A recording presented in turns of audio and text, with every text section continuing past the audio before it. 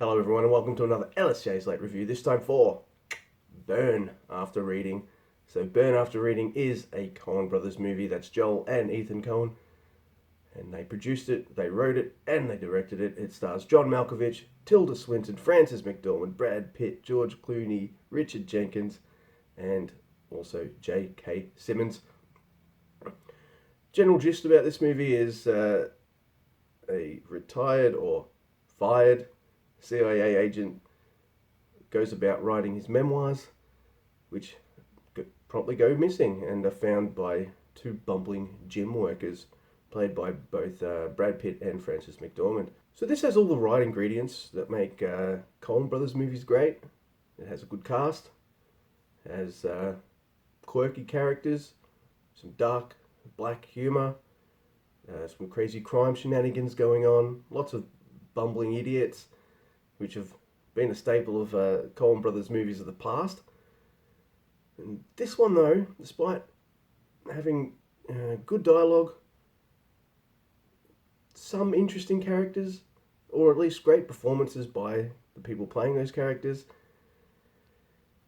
it's one of those weird Coen Brothers movies. I know they're all kind of weird. When I say that is, I've had some really amazing experiences watching Coen Brothers movies, from Miller's Crossing to The Hudsucker Proxy to The Big Lebowski, Fargo.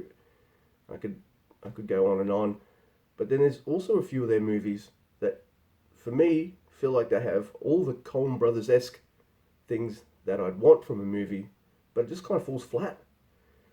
And that's how I felt about Burn After Reading.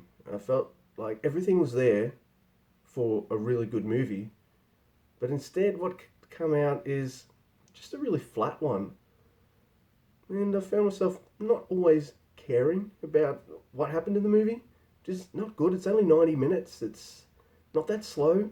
There's always something going on. There's always things happening, but I don't think I really cared about any of those things. No one's got a bad performance in this movie. Like Brad Pitt especially just kills it as this idiot gym worker named Chad. He steals the show as far as I'm concerned, and he's not in it anywhere near enough. I think the movie loses something when his character's not around doing stuff. I think he's the best one in it. Tilda's great. Didn't like her character. George is great. Didn't really like him either. Frances McDormand is usually fantastic, and yeah, her performance is good. But that's the thing. I couldn't really get into any of the characters in this one because the story, as it progresses, kind of feels pointless and I guess meandering. And when you get to this film's climax, the characters talking about everything that's happened in the film also think it's sad and pointless. And I guess if that's the kind of thing you were going for, fantastic. You succeeded. But it wasn't really what I wanted. There were some laughs that kind of broke up the tedium, and they were few and far between. It's not as funny as other Coen Brothers movies, I don't think either, or as memorable. Like, I don't see myself quoting things from this like I would maybe other films, and that's a shame. It's almost like they wanted to do the polar opposite of their previous movie, which was No Country for Old Men, a movie which I quite enjoyed, which is more dark than funny, even though that does also have its humorous moments. This one goes in the other direction to being a little bit more ridiculous and stupid, and it doesn't quite work. It doesn't quite work in the way that, alright, in the 90s they made Fargo, which is a black comedy in and of itself, but it was a huge hit for them, and then they followed it up by doing this kind of low-key movie about a lazy stoner who plays bowling, and that's The Big Lebowski. But The Big Lebowski ended up being highly quotable, a bit of a cult hit, and something you could always come back to again and again. Burn After Reading isn't that. And unfortunately, I'm going to give it a 5 out of 10. They've done better.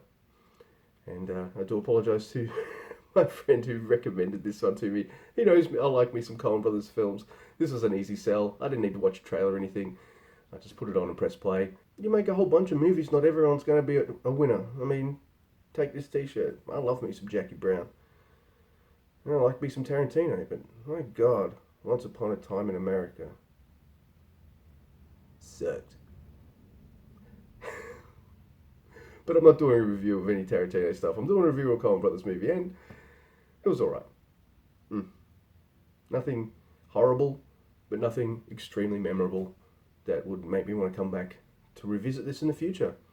So thank you for watching. Give me a like, dislike, share, subscribe, all that kind of shit. I'll see you next time.